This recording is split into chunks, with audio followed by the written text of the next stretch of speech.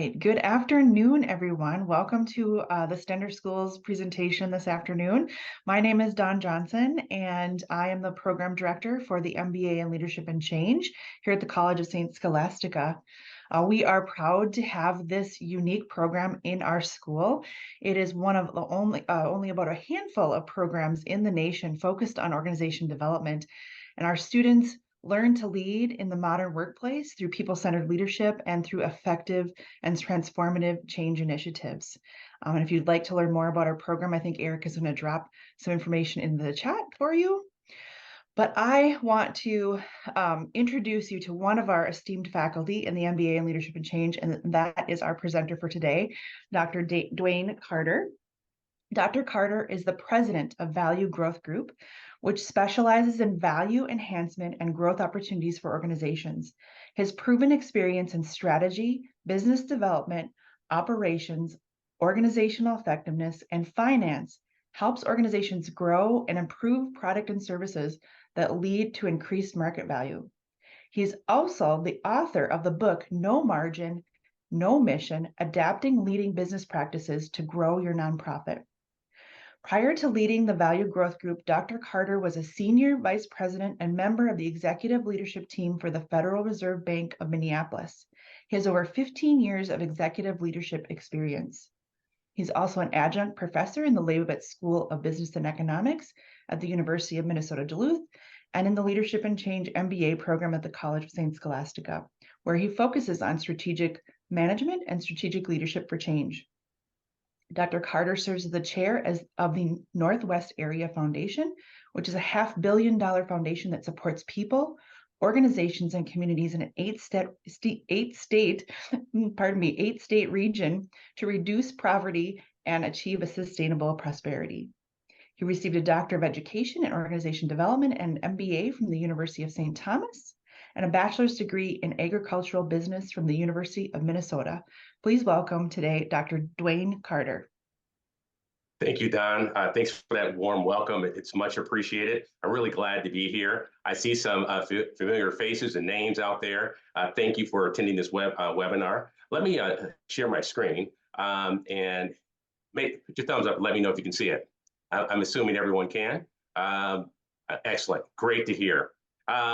First, thank you for attending today's webinar, Strengthening Your Brand, which is the winning proposition. And it can help you weather any economic storm, which we all know a little bit about what we've been experiencing over the last 2 to 3 years.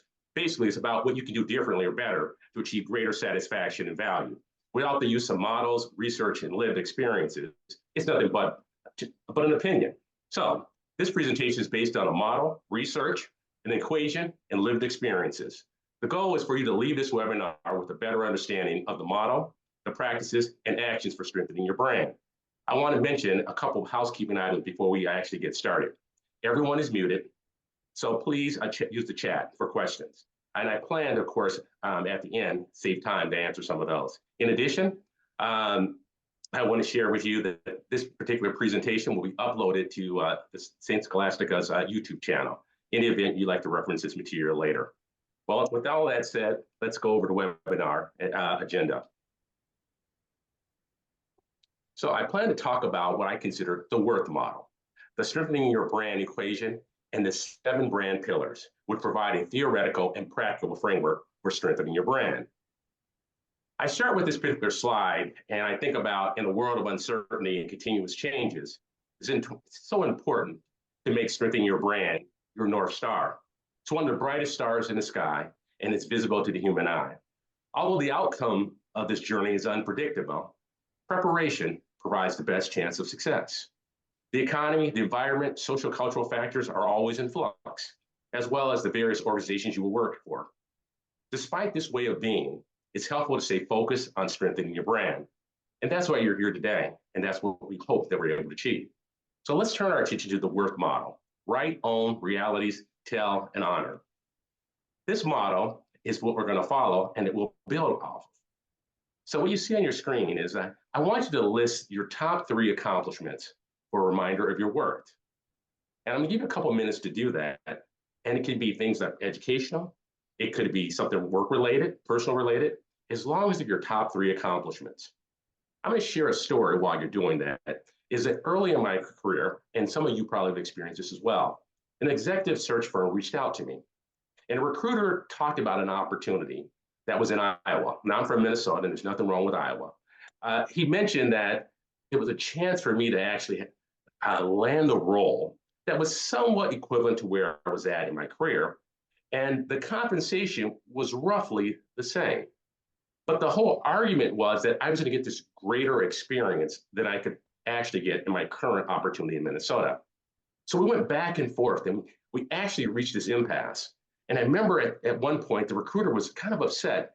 And here are the words this individual said. He said, Duane, would you rather be a small fish in a big lake, or would you rather be a big fish in a small pond? So from all my friends out there in Duluth, I think they're talking about twin ponds. But the bottom line is, he looks at me and says, which one would you rather be? And I said, I'd rather be a small fish in the greatest of the lakes, and that's Lake Superior, than ever being in twin ponds. The only point that I want you to remember is know your worth. And so we start with the W part of the work model. And when you think about it, it's really defining your image. And when you think about your image, what is it? What do you want it to be? How do you dress? How do you want to show up? What do you want to do when you're in meetings?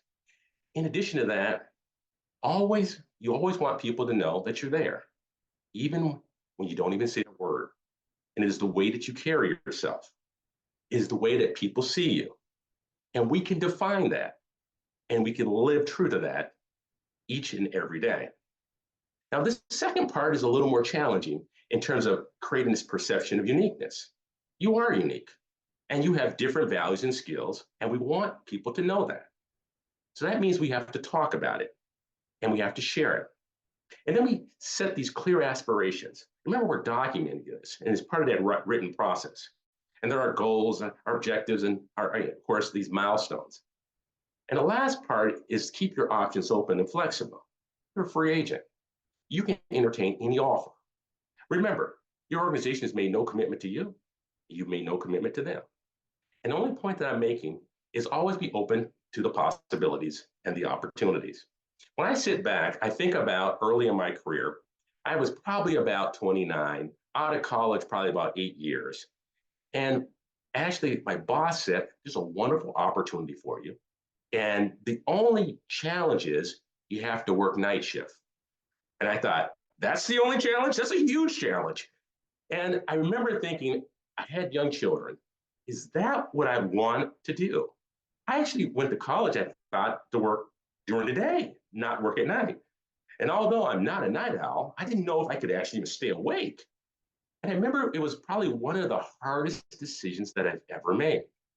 Because the role I was currently in, I really kind of liked traveling.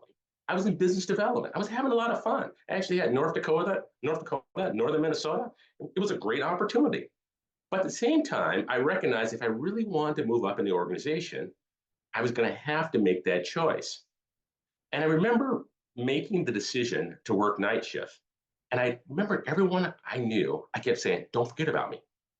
And the reason I was telling people not to forget about me, because most of the people I knew at that point in time, they worked during the day. And so when they were up and when they were ready to engage with my life, I was talking about going to sleep. And then when I was ready to chat, they were working. But I'm going to tell you today, that was probably the hardest and best decision for my career. Because without it, I can tell you clearly what I've achieved and where I ended up in that organization would have never happened. So what I'm telling you is that you have to be open to the opportunities. And when they come your way, they don't always look like an opportunity, but you have to think about it and what you might want to do. So what I say to you is that although there are no prizes given for writing an action plan for strengthening your brand, there are many items that are easy to overlook. So it's important to document and revisit these milestones frequently to keep yourself engaged. Now we're to the O on the work model. And that's where I talk about you have to drive your brand. Maybe driving in a Tesla. The whole point of it is you want to drive it fast. And the whole idea behind it, you are the person that has to do that. And you think about what you offer the organization, what you offer your community, what you offer in terms of your area of expertise. And it's about becoming essential. And it's about engaging, even if you're an introvert. I'm telling you, build your brand calls for something else. It calls for you to be an extrovert. And you got to align your skills and talents with your areas of expertise. You should look at assessments. I always think about strength finders. It's so funny. You get your five top strengths. And my wife always laughs because one of my favorites is competition. And she always says the same thing to me every time I say, yeah, my favorite is competition. And she'll say it each and every time. This makes sure you use that strength on the balcony and not in the basement. Oh yeah, good point, good point. The other thing I want to share with you is that you have to work hard and perform well. And what does that mean? There's people watching you when you don't even know they are. And so you have to show them that you're willing to work hard and you're willing to do what it takes to be successful. Take advantage of all the learning and development tools and resources that are available to you. What am I talking about? Your organization probably has a tuition reimbursement program. If you don't have an undergrad, go get one. If you have an undergrad and don't have a master's, I encourage you to actually work on your master's. St. Scholastica has a great program. If you actually have a master's, then consider a doctorate. They offer that as well. In addition, you should look at all the assessments that are available to get better acquainted with you and knowing who you are. I think about initiating these courageous conversations and soliciting feedback. And you've heard it many times. Feedback's a gift. The line I always think, why is it so painful? But what I want to talk about is Johari's window. The folks in OD talk about it all the time. You got to shrink these blind spots. For some of you who are not familiar with Johari's window, I thought I'd share it with you really quickly. So what you see is up in that upper left top corner, it says open and free area. And what we're talking about here, that's something that you know about me that I decided to share with you. So you know something about me, and I know something about me. It says open and free, and we share. And so Don did a nice job today talking about my bio, and I thought I really appreciate her doing that. And then there's what we call this hidden area. In the hidden area, there's things that I know, but one reason or another, I've decided not to share. And that's third part is up at upper right-hand quadrant. It's called the blind area. And the reason that this is important is because we're always trying to shrink blind spots. Now, this is something that you know about me that I don't know. And the only way for me to ever find what that is actually solicit feedback and ask questions for you to share. And the whole goal is always to shrink your blind spots because you become better. Well, the story I'll tell you is I had a friend. Well, actually, we worked together. And we all went to lunch around the same time. And this is kind of a minor issue, but I'm going to share it because it bugged everyone. So we'd all go up and have lunch. And this individual loved to have soup. And there's nothing wrong with soup. But he had his bowl and he had a spoon that on his way down into the soup, he would always clang it on the bottom of the bowl. And on his way up, he clanged it on his teeth. It was painful. Every one of us were doing everything we possibly could do not to show up for lunch when this individual was having lunch. But the idea behind that is we have to find ways for people to share things that maybe bother us, maybe that can help us. And actually, it's how people experience us. That last one we always talk about, you see in the bottom quadrant, it's the unknown area. It's something I don't know, you don't know. And the bottom line we always say, stay out of that area. Let's go to the R in terms of realities. So I start with, what are your three-year trends on your performance, evaluation, feedback that people have shared with you? And what conclusions can you draw from them? What is it telling you? Are we addressing our losing propositions? Believe it or not, we all have losing propositions, not just winning propositions. So what are the barriers to better performance? And of course, better results. Is it a lack of courage? Is it being afraid to take risks? Is it spending time and energy on things that we already know that we can't change? Or maybe we wait too long to act to seize opportunities because they're going by us each and every day. Not being visible to key stakeholders or people that can actually make a difference. And then we kind of move our way into what are your key strengths that you can actually leverage for a competitive advantage, because we're always looking for an advantage. What do we offer? What do we bring that's different, that's unique than what others bring? So we get to the T of the worth model, and I call it the tip. You have to create this 20-second elevator speech to articulate your brand. Now, some of us are saying that maybe my elevator ride, because it's only 3 or 4 floors, is a lot shorter. Well, then what I'm saying to you is then you got a 5-second elevator speech and work on it. In addition to this, you should tell people what your brand is. Tell people what you bring, what is unique, and how you make a difference. And you have to be vocal about the value you bring in your expertise. Now, we're all, some of us from Minnesota and some of us from outside of Minnesota. We have a hard time talking about us and what we do and what's unique and why it's important. I'm saying to you, you have to, because if you don't, who will? You initiate these conversations about your goals with trusted people that can help. I think about the board that I'm currently on, Northwest Area Foundation. I'm having a great time. I would have never had that opportunity if I hadn't talked to one of my colleagues. Well, my colleagues had served on Northwest Area Foundation's board, and I said, I would love to be on a board one day. And she said, well, I know the CEO. I'll arrange a meeting. We'll have lunch. We had lunch, we talked, and today, which is really amazing, I'm going into my 9th year on the board at Northwest Area Foundation. If you'd have said that one day I'd chair that board, I would have never believed it. The whole point is that you have to reach out to people, you have to tell them, you have to share your aspirations, and they can help you. Don't be shy. They want to help. Now, let's talk about seeking out professional sponsor and or mentor guidance, coaching, and feedback. I always like to talk about this a little bit differently. See, when you think about a sponsor picks you. A mentor, you can pick a mentor, and sometimes in an organization, a mentor is assigned to you. The difference between a sponsor and a mentor is a sponsor will go behind closed doors and talk about your virtues, talk about your work ethic, talk about what you bring, talk about your accomplishments. Remember, a sponsor chooses you. So they're watching the things that you do, the way that you carry yourself, and the contributions that you make. Yeah, it's nice to have a mentor, but I'm telling you, it's better to have a sponsor. So we move now to the H part of the model, which is about honor. And you got to honor that plan. And so we start talking about risk, and we talk about taking stretch assignments and believing that you can win and you can succeed.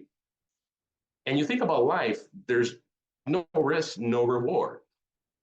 That's how it actually works. I've learned a long time ago that excellence is worth it and it's attainable. So is strengthening your brand. If you care more than others think is wise, if you're willing to risk more than others think is safe, if you dream more than others think is practical, if you expect more than others think is possible. So now we're going to make our transition to the equation. So for my economist friends out there, I throw in this equation for you. Now you know this is legit. The equation for strengthening your brand is about focusing on people, people capital, network capital, social capital, intellectual capital. And you're going to do this to the highest level possible to achieve success based on, again, guess what? How you define it. No one defines success for you. You define it for yourself. So when we jump to people capital, the people capital is about kind of any change or growth in your skills, knowledge, capabilities, and expertise. They help enrich and create this value. It's about value. And a positive change in any of these components, it leads to enrichment of your brand. It leads to strengthening your brand. This helps build trust and connection, and it demonstrates credibility and reliability.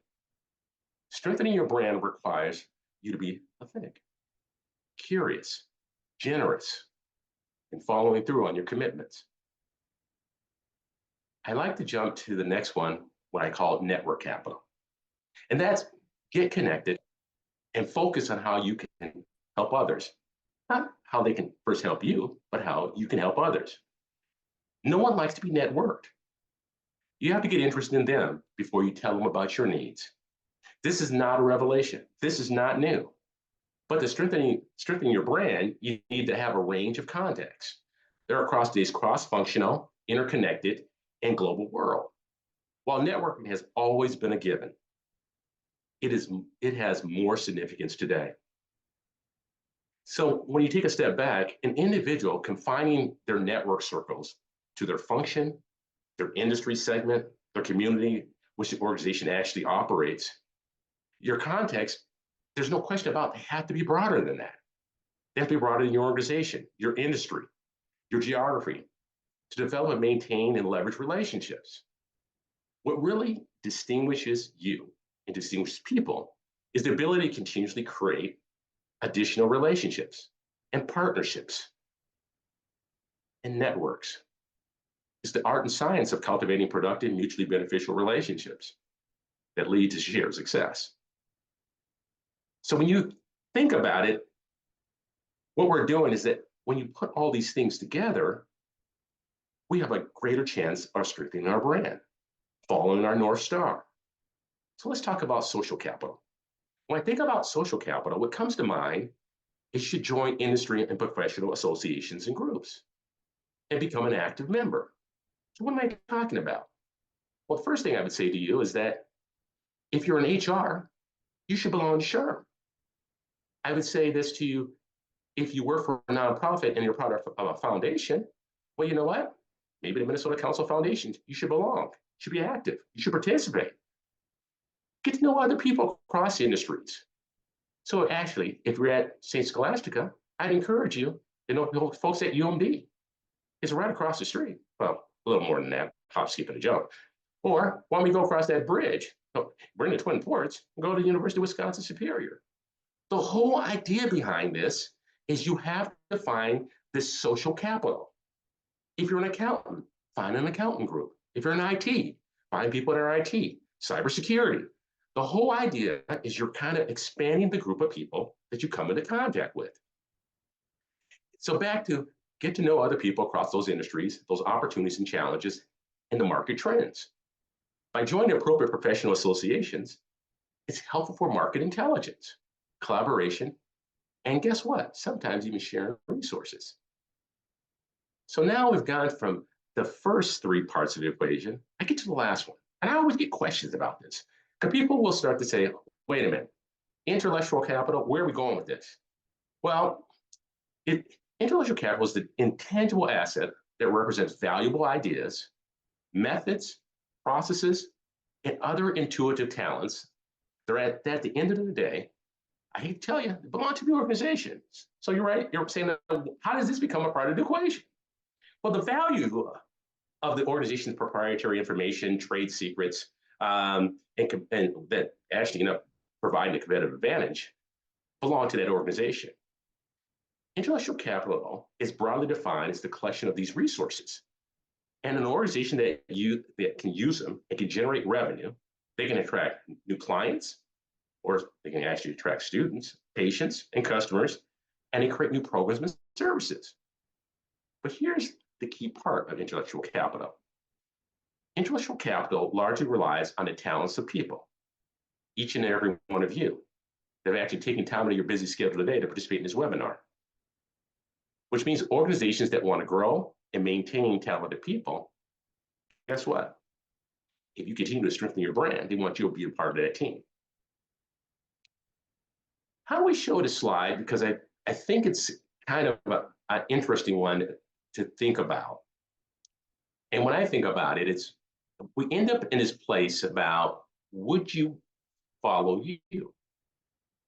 It was probably one of the more difficult questions I had to answer in my career. And as that's actually sinking in and soaking in to this conversation today, I asked you to think about, would you follow you? Because when you're strengthening your brand, you're asking people to follow you and to believe in you and champion you. Let me share a story with you that I carry with me and will never forget it. We were involved in this deal with an outside agency at the organization I was working at. And I remember my boss deciding that early on we had signed an agreement to move forward. And I remember there was a group of us sitting there, colleagues, my boss, and a few others. And we hadn't finished the commitments that we had made to that organization. But given the legality of the document, we were going to be able to go forward with the deal, regardless of that we hadn't delivered on what we had promised. And we were having this discussion, and I happened to be the lead person in the negotiation. And every time he made a comment about, well, we're still going to go forward, I could feel my blood pressure just boiling. And at some point, as I tried to control my emotions, I remember saying this: if you go forward without completing our deliverables, I quit. I didn't spend any time thinking about it, didn't have a game plan of what was going to happen, but I knew one thing: my credibility and what I stand for matters. And I wasn't willing to give up my name for a deal to get done that other people wanted. And I'm willing to walk. So what I'm saying to you is, when that question comes up, would you follow you? It brings us to the last part of this presentation. Because we talked about the model, doing that little equation. We talked about the process. Now we're talking about actions and behavior. I want you to walk and think about this a little bit as we go through what I call the brand pillars. So first, it's about engagement. I'd encourage you to embrace your lived experience without reservation and continuously engage with people. And not with people that see the world in the way that you see it. I encourage you to watch a different news channel. I encourage you to engage with people that don't see the world like you do. There's information in opposition. And if we want to grow and want to learn, you have to continue to engage with people that are different than you. Because our mental models are based on people throwing new information in. If we spend our lives around people that only see the world in the way that we see it, that's the only way that we can see it. So I go back to whether you're an extrovert or an introvert. Strengthening your brand calls for something bigger than you. And when I say bigger than you, it requires you to go outside of yourself. Whatever you do in the world reflects your brand. You're recognized in that community, whether Duluth, Superior, or maybe internationally. They recognize you. Where people live and they work, you may even work in their neighborhood. In addition, they may even shop at the same stores and eat at the same restaurants. They may attend the same place of worship. That means you're always visible and on display, both your positive attributes as well as those imperfections. Therefore, it's about staying true to your personal values. While there may be many people who have helped shape your style, strengthening your brand starts and rests with one person. That one person must continuously enrich it. That is you. You are the CEO of your brand, and you got to embrace that reality. Let's go to brand pillar 2. So brand pillar 2 is all about integrity. And what I'm talking about here is you have to have a solid moral foundation, an ethical base to understand right from wrong, and be driven to do right so often when there's temptation exists to cut corners or to do wrong. You should be able to answer this one question: when has standing for the truth had the potential to hurt, or actually did hurt you? Maybe it damaged your career, your finances, your personal life. Did you stand for what was right? Did you face the consequences? This is what I call rock bottom integrity. If you can't recount an instance of enduring personal consequences or harm for doing what is right, your brand either lacks integrity or you've lived an idyllic life that you've never had to stand up and make that sacrifice. Regardless of how you respond to that question, there's work ahead to continue strengthening your brand. Brand pillar 3, lifelong learning. I believe every level you go up in your career, then guess what? The more you must step up. That means expansive and continuous learning is is necessary to keep up. What I'm saying, if you complete that undergrad, get the master's, get the doctorate, attend a webinar. Glad to see each and every one of you. This will help you gain more technical skills and hone your leadership abilities. It's important to keep your mind sharp and to think energetically and creatively about competing and winning in a changing and dynamic world. Continuous learning makes all the difference. I take a step back. After I finished my undergrad, the organization I worked at had a tuition reimbursement program, and it was about 10 years. I decided to go and get my master's. They were willing to pay for a part of it. Of course, I had to pay for some of it, but I decided it was time to go back because you know what? Things have changed. Basically, things have changed in a year, let alone 10 years. So after I received my master's, I thought, well, now I have all that information.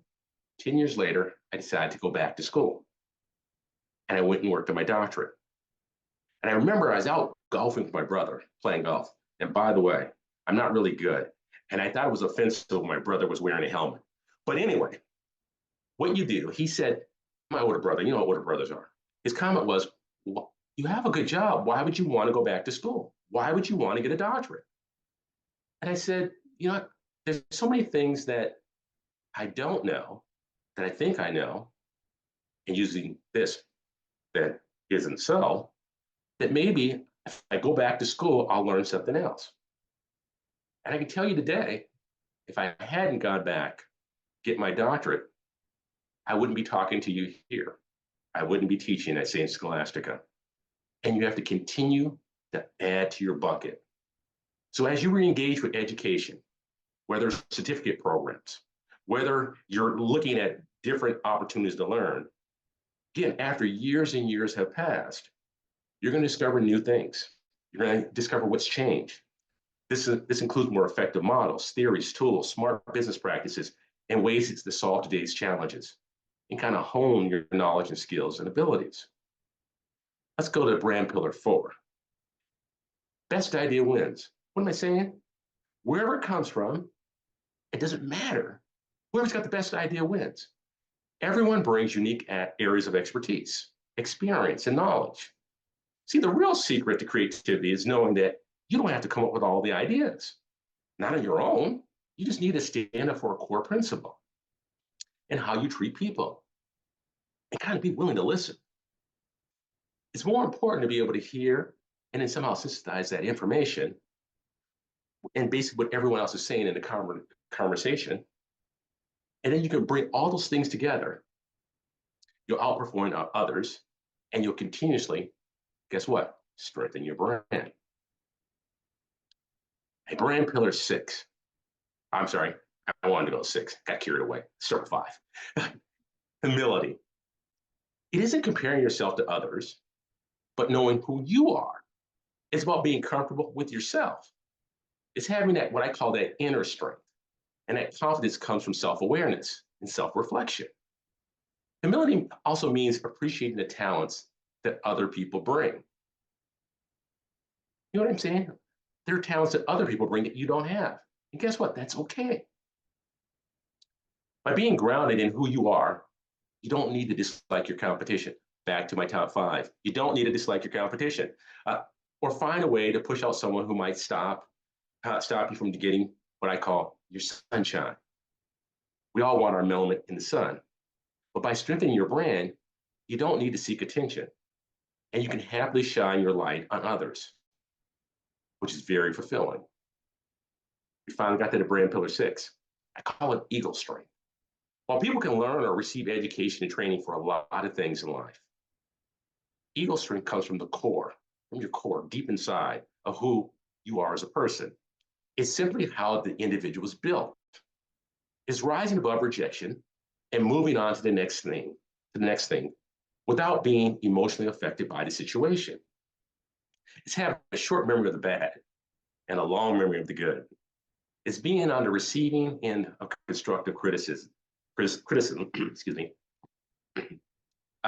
isn't personal, but it is predictable. It's part of advancing your mission. A strong ego enables people including you, to understand that difficult situations, it's not about you. Ego strength translates into a strong enough sense of self that rejection doesn't take you out. You may get knocked down, but you must find a way to continue to get up, to get off that floor and keep going.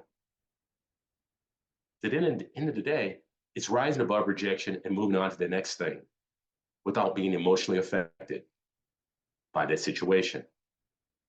We get to our last brand pillar in terms of strengthening your brand.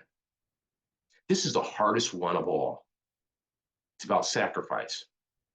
And I know what's running through your head right now, like, wow, that seems like a lot. What we're now into sacrifice? The bottom line is that last pillar is important. When you know who you are, you can discern when you're no longer the best person for the role. And you must be willing to exit and make room for what's next. Strengthening your brand requires a singular test of commitment. At some point in your journey, and we're all on a journey, you become predictable in certain environments. You become environments and practices and processes, they start to ossify.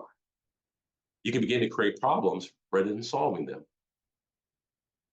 The challenge is to make the decision before someone makes it for you. When you get to this point, you ought to be thinking about if there's anything that remains you'd like to do, that you'd like to add to the workplace. Have you done everything you possibly could as it relates to that current environment? Or is it time to move on to allow for what's next? If you're comfortable in who you are and confident of the principles you stand on, you can make that decision regardless of the impact on you personally, and it's only in short run. At the end of the day, just continue strengthening your brand. I always like to show my contact information, so you'll have that. It'll be a part of the slide deck. But at this point, I'm going to actually stop sharing my screen, and we'll go to see if there's any questions or anything that I can answer for you. The one thing that I've learned quite a bit about, and also comes from, I'll say my years and years, comes from my mother. When we were in church, she would always say this whenever the pastor went a little long: can't tell it all in one sermon, and I can't tell it all in one webinar. Thank you. Thank you. So any questions people have? I think, Eric, are you going to manage this part? And thank you for the reactions that I'm seeing. I really appreciate that. It's really nice. I really enjoyed this. I was sharing with Don. I haven't had the opportunity to do a webinar this way, which is a little bit different, but I hope you enjoyed it and I hope you got a lot from it. And I see a lot of the reactions and I'm loving it. And I really do appreciate it.